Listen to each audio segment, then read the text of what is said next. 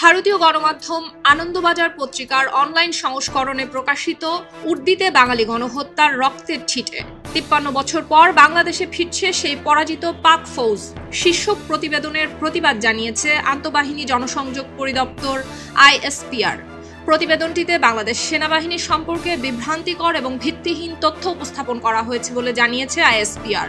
২৮ December ISPR থেকে গণমাধ্যমে পাঠানো এক প্রতিবাদ লিপিতে এসব তথ্য জানানো হয়। এতে বলা হয়, বাংলাদেশ সেনাবাহিনী পেশাদারিত্ব, নিরপেক্ষতা এবং আন্তর্জাতিক সহযোগিতার নীতিতে অটল। নিয়মিত কার্যক্রমের অংশ হিসেবে বাংলাদেশ সেনাবাহিনী বিভিন্ন দেশের সশস্ত্র বাহিনীর সঙ্গে বন্ধুত্বপূর্ণ সম্পর্ক বজায় রাখে এবং পারস্পরিক বোঝাপড়া ও দক্ষতা বৃদ্ধির জন্য ছাত্র বিনিময় এবং প্রশিক্ষণ সহ নানা সহযোগিতামূলক কর্মসূচি পরিচালনা করে। উল্লেখ্য, পাকিস্তান সেনাবাহিনীর কোনো প্রশিক্ষক দল বা প্রতিনিধি দলের বাংলাদেশের কোনো সেনানিবাসে প্রশিক্ষণের জন্য আসার কোনো পরিকল্পনা নেই। আনন্দবাজারের এই দাবি সম্পূর্ণ ভিত্তিহীন এবং বাস্তবতার সঙ্গে সামঞ্জস্যপূর্ণ নয়। এছাড়া বাংলাদেশ সেনাবাহিনী তার চাহিদার ভিত্তিতে বিভিন্ন দেশ থেকে প্রয়োজনীয় গোলাবারুদ সংগ্রহ করে থাকে।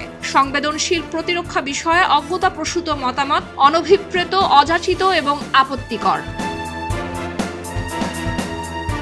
বিজ্ঞপ্তিতে আইএসপিআর বলেছে, সাংবাদিকতার সঠিক রীতি অনুসরণ করার বিপরীতে উল্লিখিত সংবাদপত্রটি প্রতিবেদন প্রকাশের আগে বাংলাদেশের আন্তঃবাহিনী জনসংযোগ পরিদপ্তরের কোনো মন্তব্য বা ব্যাখ্যা গ্রহণ করেনি।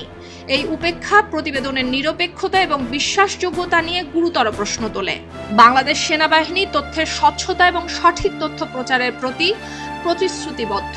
গণমাধ্যমে কোনো প্রতিবেদন প্রকাশের আগে নির্ভরযোগ্য সূত্র থেকে তথ্য যাচাই করতে বিনীতভাবে অনুরোধ জানিয়েছে আইএসপিআর। সুলতানা দিনা, খবরের কাগজ। সবাই যখন জোয়ারে গা ভাসায়, কেউ কেউ শিরদাঁড়া সোজা করে ঘুরে দাঁড়ায়। সময় যেখানে প্রতিনিয়ত হার মেনে নিতে শেখায়, কেউ কেউ চ্যালেঞ্জ ছুড়ে দেয়।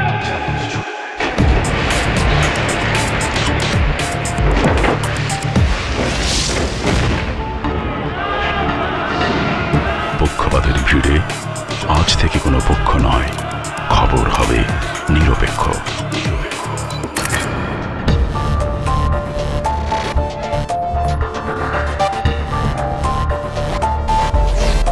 বানোয়াট তথ্যবাদ, খবর হবে নিখাত।